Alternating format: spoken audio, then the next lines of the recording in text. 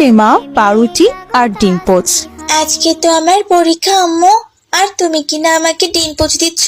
আমার বন্ধুরা বলে পরীক্ষার দিন ডিম পোচ খেলে নাকি পরীক্ষার নম্বরও ডিমের মতো শূন্য আসে। এসব মিথ্যা কথা মা। তুমি যদি ভালোভাবে পরীক্ষা দাও তাহলে তুমি অবশ্যই ভালো রেজাল্ট করবে। এখানে ডিমের সাথে কোনো সম্পর্ক নেই। তাছাড়া এসব হচ্ছে কুসংস্কার কথা, এসবে একদম বিশ্বাস করতে নেই মা। সত্যি বলছো আম্মু? তাহলে দাও, আমি ডিম পোচ আর পাউরুটি খেয়েই পরীক্ষা দিতে যাব। আর শোনো আম্মু, আজকে আমার জন্য ঝাল ঝাল করে গরুর মাংস রান্না করবে, কেমন? তবে বেশি ঝোল রেখো না কিন্তু, অল্প একটু ঝোল রাখবে।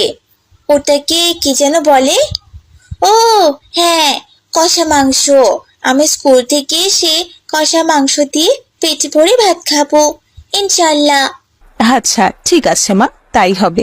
এখন তুমি খেয়ে নাও। আর হ্যাঁ, স্কুলে যাওয়ার সময় ছাতা নিয়ে যেও।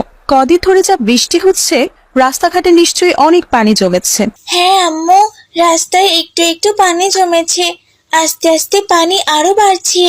জানো তো, আমাদের স্কুলের রাস্তাও পানিতে তলিয়ে গেছে। তুমি স্কুলে যাওয়ার সময় একটু দেখে শুনে যেও মা।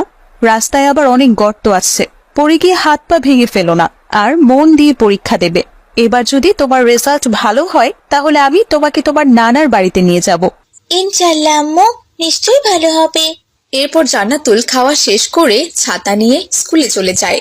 জান্নাতুল স্কুলে পৌঁছতেই তুমুল জোরে বৃষ্টি হতে থাকে আর মেঘের গর্জন শোনা যায়।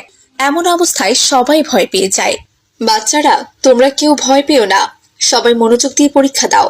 পরীক্ষা শেষ হলে সবাই একসাথে বাড়িতে যাবে, কারণ রাস্তার অবস্থা খুব একটা ভালো না। তার উপর আমাদের স্কুলটা আবার একেবারে নদীর পাশে, তাই সবাই সাবধান থাকবে। ম্যাডামের কথা শুনে সবাই পরীক্ষায় মন দেয়।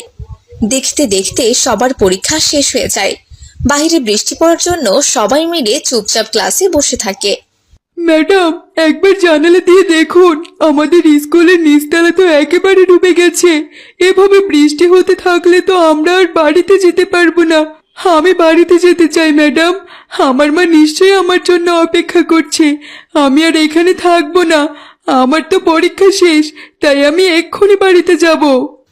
আরে সাহেব, তুমি কি বলছো এসব? তুমি দেখছো না স্কুলের নিচতলা একদম পানিতে ভরে গেছে? আজ তোমাদের পরীক্ষাটা দোতলায় হচ্ছে বলে তোমরা এখনো কথা বলতে পারছো, নইলে এতক্ষণ পানির নিচে হাবুডুবু খেতে হতো। ভাগ্যিস আজ অন্য কোনো ক্লাসের কোনো পরীক্ষা নেই, নইলে যে কি অবস্থা হতো তা আল্লাহ তাআলাই ভালো জানেন। তবে তোমরা কোনো চিন্তা করো না, তোমরা সবাই চুপচাপ করে বসো। আমি তোমাদের মারুফ স্যারের সাথে কথা বলে দেখি একটা উপায় বের করা যায় কিনা।